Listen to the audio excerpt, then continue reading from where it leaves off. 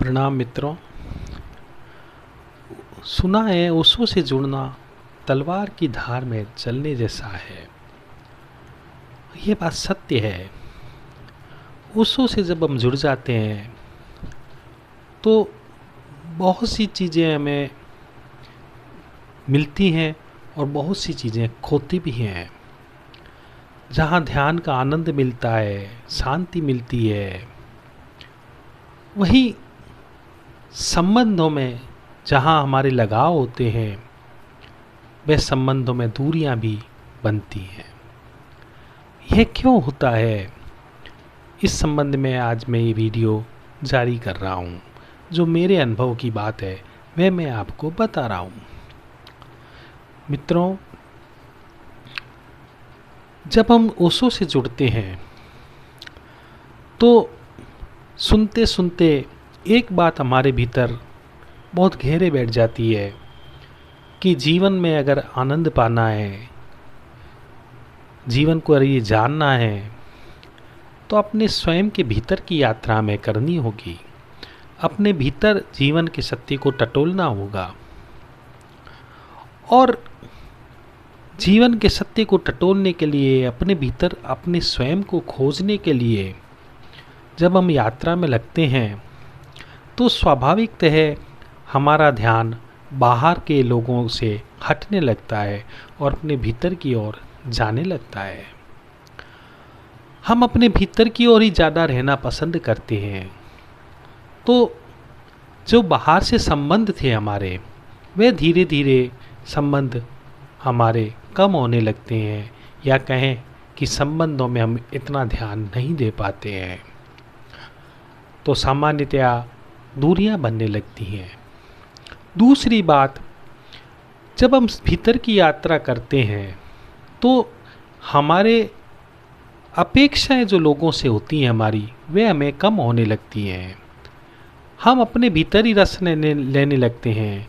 लोगों से हमें क्या मिलेगा इसकी परवाह हमें कम होने लगती है।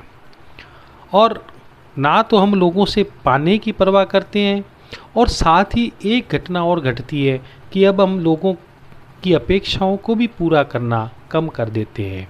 क्योंकि जब हमें कुछ पाना ही नहीं है तो क्यों फिर अपेक्षाओं को लेना और क्यों अपेक्षाओं को देना, इस तरह का जीवन होने लगता है।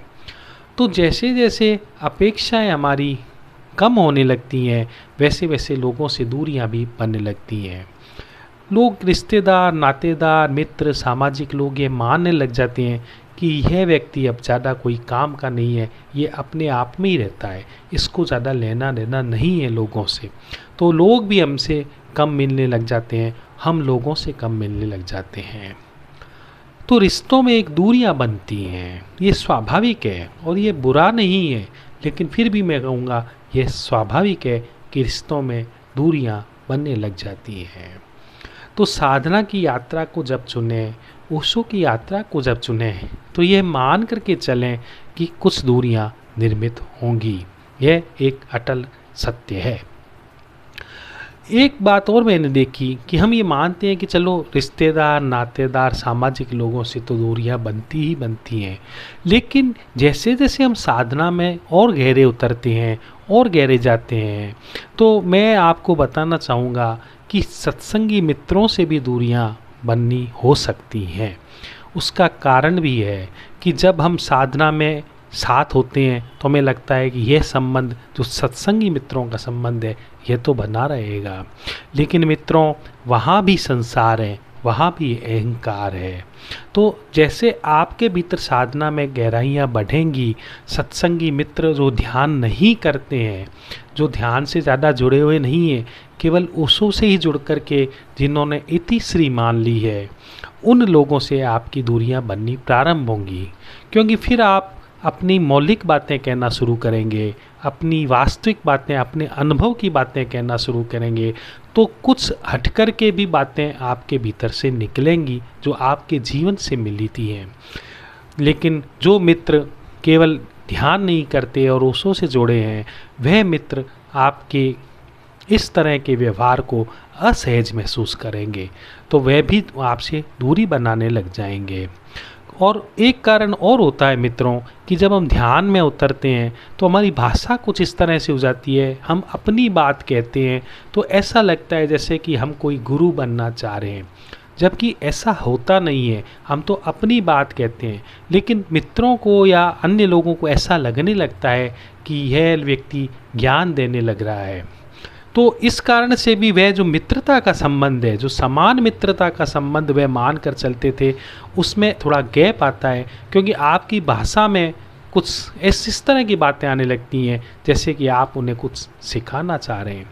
यह हमारी आंतरिक मजबूरी होती है मित्रों कि जो हम ध्यान करते हैं वही हम बांटते हैं, जो हमारे भीतर होता है वही हम बोलते हैं, लेकिन कोई उसका अर्थ किस तरह से लेता है यह हम पर निर्भर नहीं करता, सामने वाले पर निर्भर करता है। अतः यदि उनको ऐसा लगता है कई बार कि भाई यह मित्र गुरु की तरह बोल रहा है, गुरु की भाषा बोल रहा है, तो वह आपसे दूरी बनाने लग सकते हैं। यह भी एक सामान्य चीज़ है, यह भी हो सकती है, घटित होती है। और बात जो मैं कहना चाहूँगा, दूरियों के बहुत से कारण होते हैं मित्रों। कई बार अहम को चोट लगना भी दूरी की बात है। आपकी साधना की यात्रा अगर और ज़्यादा गहरी हो जाती है तो हो सकता है कुछ मित्रों को ईर्ष्या भी होने लगे, क्योंकि वह आपके साथ साथ नहीं चले और आपके और उनके बीच एक गैप निर्मित हो गया। तो यह कारण भी होता है कि दूरियां बन सकती हैं। इसलिए ओशो ने जो कहा है ध्यान की यात्रा है वह बहुत नितांत अकेले की यात्रा हो जाती है। और यह सत्य भी है कि जैसे जैसे हम ध्यान में उतरते हैं एक वक्त ऐसा आता है मित्रों कि कोई भी आपका साथ नहीं दे सकता, कोई भी आपका साथ नहीं दे सकता। आपके अनुभव केवल निजी अनुभव होते हैं, नितांत निजी अनुभव होते हैं। उसमें आप शेयर भी करना चाहें तो शायद दूसरे मित्र लोग आपको समझ ना पाएँ, आपके अनुभव को समझ ना पाएँ। ऐसी स्थिति में आप और आपके गुरु दो ही लोग होते हैं जो उस चीज़ को समझ पाते हैं। मैं आपको विश्वास दिलाना चाहूँगा, गुरु सदा साथ रहते हैं। ओशो सदा साथ रहेंगे एक साधक के, एक शिष्य के। जब आपके भीतर ऐसे अनुभव घटित होंगे तो बाहर सी बहुत सी ऐसी शक्तियां हैं, बाहर के ऐसे बहुत से रहस्य हैं, ऐसी प्रकृति है जो आपको सहयोग देगी। वह और कुछ नहीं मित्र, गुरु ही अलग अलग रूपों में आपको सहयोग देता है। कभी किसी नए मित्र के रूप में आपको सहयोग दे देगा, कभी किसी प्राकृतिक घटना के रूप में आपको सहयोग दे देगा, अलग अलग ढंग से सहयोग करने लग सकता है।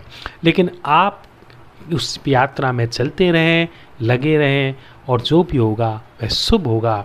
ध्यान की यात्रा सदा ही मंगलकारी रहती है। धन्यवाद। Thank you.